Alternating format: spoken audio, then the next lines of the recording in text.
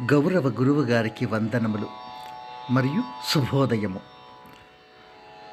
సంగీత పరిచయము మూడవ భాగము. గానకళకు పునాది సప్తస్వరములు.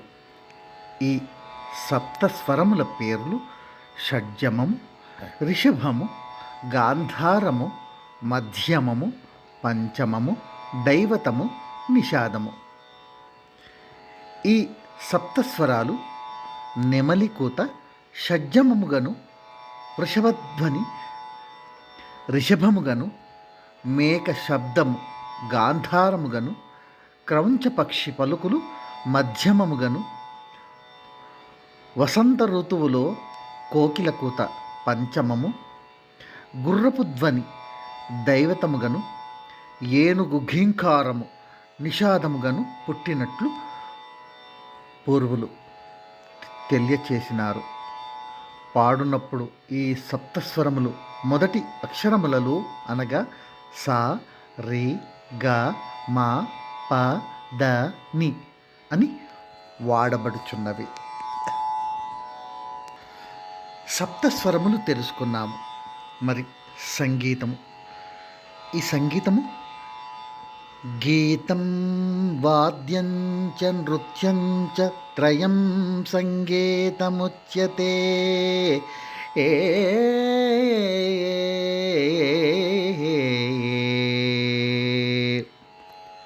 సంగీతములో 3 భాగములున్నవి. అవి గీతము, వాద్యము, నృత్యము. ఈ మూడింటి చేరికను సంగీతం అని పై శ్లోకములో చెప్పబడినది. గీతమనగా పాట అని అర్థము. గానకళ మన దేశంలో చాలా పూర్వం నుండి ఉన్నది.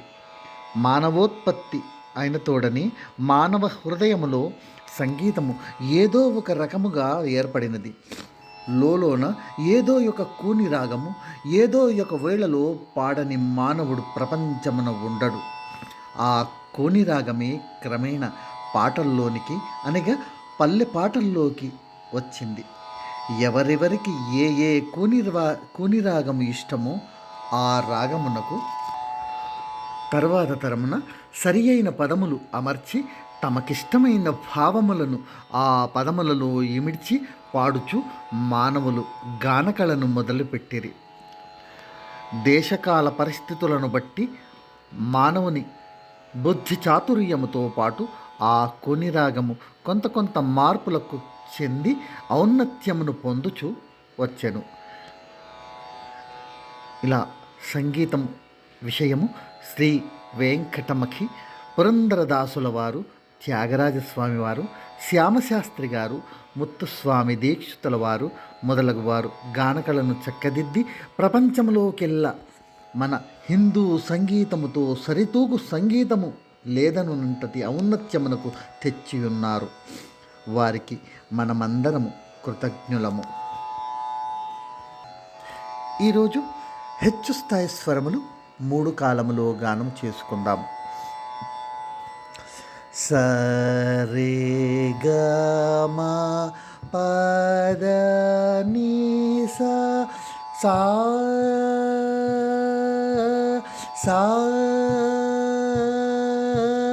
ద ని సరి సా ని ద ప సా ని ద ప మ గ రే స సరి గ మ పద ని స సా స ద ని సరి స సరి స సరి స ని ద ప మ ప ద ని సరి స ని ద ప సా ని ద ప మ గ రే స సరి గ మ ప ద ని స స స ద ని సరి గ రి సరి సరి స ని ద ప మ ప ద ని సరి స సరి స సరి స ని ద ప మ ప ద ని సరి స ని ద ప స ని ద ప మ గ రి స.